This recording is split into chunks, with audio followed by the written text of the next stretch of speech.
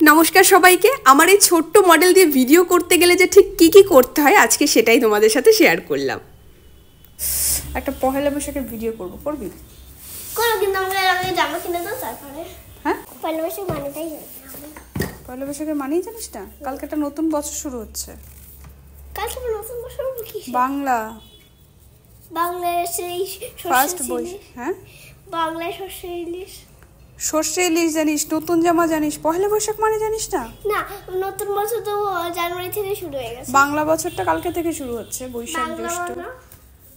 বৈশাখ জ্যৈষ্ঠ আষাঢ় শ্রাবণ এগুলো পড়েছিস না ছোটবেলায়? ভুলে গেছি কোনটা পরে কি আসে, ভুলে গেছি। আচ্ছা, সেটাই কালকে থেকে করো, কিন্তু আমি জামা কিনে দাও তারপরে। আমি জামা কিনে দাও তারপরে আমি যেমন বলবো তেমন। ওকে, কিন্তু ফোন ধরতে বলবো না। না, ফোন ধরতে বলবো না, কিন্তু হচ্ছে গিয়ে পরে যতক্ষণ আমি ভিডিও করব ততক্ষণ কিন্তু করতে হবে। তারপর আজকে মাঝখানে গিয়ে বলে পারবো না, সেটা কিন্তু হবে না। কি ফোন ধরতে বলবে না তো? দাঁড়া। প্রথমেই মৌটুসি তাকে শাড়ি পরানো শুরু করলো, কিন্তু তার একটাই প্রবলেম, মানে এটা সব সময়কারই প্রবলেম, যে আমি যেমন করব তেমনই তাকে করতে হবে।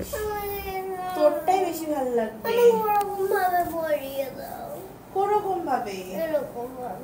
এরকম ভাবে তুই বাচ্চা মানুষ না তুমি? মৌটুসি বেচারিকে শাড়ি পরাতে গিয়ে হাঁপিয়ে গেছে। তো আমি বললাম, আমাকে তো বুড়ির মতো লাগছে, তুই কি চাস তোকে বুড়ির মতো লাগুক? বলে হ্যাঁ হ্যাঁ ঠিক আছে, আমরা দুই বুড়ি। এরকম ভাবে পরিয়ে দেবো কিন্তু। বুড়ির মতো লাগবে, আমাকে তো বুড়ির মতো লাগছে, তুই কি চাস তোকে বুড়ির মতো? হ্যাঁ, আমি চাই দুই বুড়ি আমরা। ঠিক আছে, এরকম ভাবে পরিয়ে দাও। বলে দুই বুড়ি আমরা। ও মম। যাই হোক, যেমন তেমন করে শাড়িটা পরানো কমপ্লিট হলো, কিন্তু সে মডেলদের দেখে দেখে অভ্যস্ত হয়ে গেছে যে মডেলের সাজার আগে এরকমভাবে একটা পোজ দেয়। তো সেই পোজটা দেওয়ার জন্য সে বায়না করলো, সেটা যথারীতি দিয়েও দিল। আর সে হচ্ছে মোহাম্মদ ফ্যাজের অনেক বড় ফ্যান। মোহাম্মদ ফ্যাজটা। এবার শুরু হলো মেকআপের পালা। আর তার প্রথম কথা হচ্ছে শুধু কম্প্যাক্ট লাগিয়ে ছেড়ে দেবে না কিন্তু, আর তার সাথে কি ক্রিম লাগাচ্ছ, কি করছো সব জানা চাই। শুধু কমপ্লিট লাগিয়ে ছেড়ে দেবে না। তুমি দিবা সফটটা দিচ্ছ না, গ্লুটা দিচ্ছ।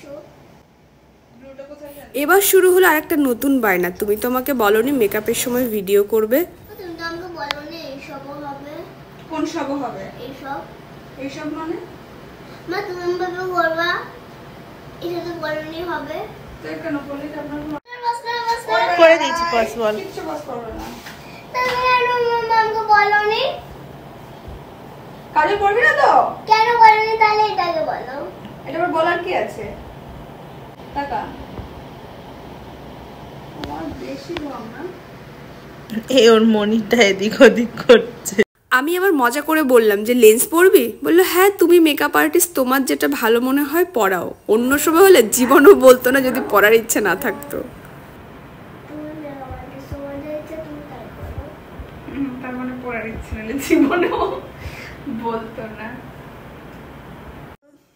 সব কথা জানেও। মৌটুসি হাসির কারণ হচ্ছে মেঘা যেহেতু চোখ বন্ধ করে রয়েছে, আমি দু সাইড থেকে শুধু লাইনারে দুটো টান দিয়েছি, পুরো চোখে পড়াইনি। তো মৌটুসি ভেবেছে এটা হয়তো বা কোনো অন্য স্টাইলের লাইনার পরানো হবে। তো বলছে দিদি এটা কোন স্টাইলের লাইনার?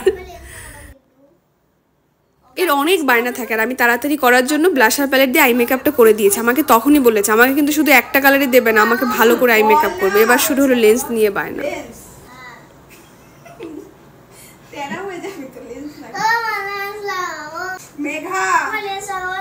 এরকম জ্বালানো ক্লায়েন্ট আমি বিশ্বাস করো কোনোদিনই পাইনি। ওকে সাজাতে বসলে ও যে পরিমাণে জ্বালায়। তো যাই হোক, এবার হচ্ছে লেন্সের ভূত নামলো মাথা থেকে, এবার ব্লাশার পরানো হচ্ছে। আমি পেছনে জাস্ট শ্যাডো প্যালেটটা আনতে গেছি, সে দেখি মুখে লিপস্টিক পরা হয়ে গেছে। আমি কি করে পরলি? দেখি মুখের থুতু দিয়ে আর হচ্ছে ব্লাশার দিয়ে লিপস্টিক পরা হয়ে গেছে। মানে কত বড় মেকআপ আর্টিস্ট বুঝতে পারছেন, থুতু দিয়ে ব্লাশার দিয়ে লিপস্টিক লাগিয়ে ফেললো। হ্যাঁ, এরপর যারা 500 টাকায় ব্রাইডাল করতে চাইবে তারা কিন্তু অবশ্যই চাইলে মেগাস্টের সাথে কন্ট্যাক্ট করতে পারো। ও এরকম সুন্দর করে তোমাদেরকে সাজিয়ে দেবে। এবার আই মেকআপ করবো, আমি বলছি হা কর, মানে মাথা পুরো গেছে। আরে মুখ বন্ধ করে উপর দিকে তাকা। এত বেশি কথা বলতে বলতে আমার মাথাটাই খারাপ হয়ে যাবে। এবার বলছে আমার খুশি খুশি লাগছে, মানে সুরসুরি লাগছে। হ্যাঁ, খুশি খুশি লাগছে। খুশি খুশি কুটুদি কি করলা? তাকা। ভীষণ খুটখুটে ক্লায়েন্টের মন ভরে না। তাকা উপর দিকে তাকা। মেগাবাড়ি ঠিক করে না করে তার ক্লায়েন্টের মন করে বলবে। এই হচ্ছে আমার ফার্স্ট ক্লায়েন্ট, যে কিনা আমাকে বললো যে মেকআপ আর্টিস্ট যদি ঠিক করে কাজ না করে তাহলে ক্লায়েন্টের মন কি করে ভরবে, ভাবা যায়? লিপস্টিক লাগাচ্ছে বলছে এই একটা কালারই আমাকে সব সময় দাও। আমার লিপস্টিক লাগানোর আগে একটু লিপ বাম লাগাতে পারতে। লিপ বামটা আগে দিতে পারতাম। আর লিপ বাম লাগবে না। শুকিয়ে গেছে শোনো আমাদের লিপস্টিক। এত কথা বলিস কেন রে? কেন দেয়নি ওই টাকাটা?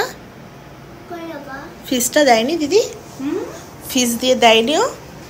আমাকে আমার ফিস দেয়নি। তোর তুই কি করেছিস? তো সেজে গুজে ঘুরতে চলে গেলি সরস্বতী পুজো। মা গো, ওর ফিস দেয়নি, ও আমার মডেল ছিল। সরস্বতী পুজোয় যে ভিডিওটা আমরা পোস্ট করেছিলাম মেঘাশ্রীর, ওই ভিডিওটা অনেক ভিউজ এসেছিল, তো যার জন্য আমাকে বলছে কোথায় আমি তো তোমার মডেল ছিলাম, আমার ফিসটা তো তুমি দাওনি। এবার হচ্ছে গিয়ে মেইন কাহিনী, ওনার শাড়ি পরে সেজে গুজে বাথরুম পেয়ে গেছে, এবার কি করবে? না গেলেই নয়। হ্যাঁ হবে না গেলে কি করে করবে এখন বল? এইটা জামা কাপড় উঠিয়ে শাড়িতে বললে তো মোটর সাথে দেবে ছেঁচা। কি হবে? কে ভেজা খাবো? সেটা খাবে যে আচ্ছাকে তো রাজিও। তার খুব জোর বাথরুম পেয়ে গেছে, সে দৌড় দিয়েছে বাথরুমে। এবার এসে শুরু হলো গয়নাগাটি পরা। ধীরে এসে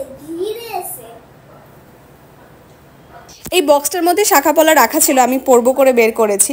তো সেটা দেখলাম কোন ফাঁকে টুক করে ঢুকিয়ে নিয়েছে হাতে, আমি দেখতেও পাইনি। তো সেটা পরে আবার পোজ দিচ্ছে আর বলছে আমার তো স্বামীই নেই, আমি শাখা পলা কেন পরেছি? আমি স্বামী তো নেই, তার শাখা চালা কেন করেছি? এরপরে সে করে দিল আমার সেই বিশ্ববিখ্যাত মেকআপ। তারপরে শুরু হলো পোজ দেয়া।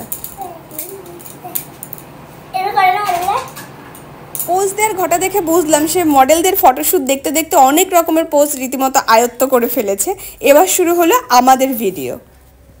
সুন্দর করে আমরা থালাটা সাজিয়ে আমি এমনি জাস্ট হাতে নিলাম, কিন্তু ওর একটাই প্রবলেম, সেটা হচ্ছে আমাকে কপি করা। আমি তো ফোনের দিকে তাকিয়ে পোজ দিয়েছি, এদিকে এসে 12টা বাজিয়ে দিয়েছে।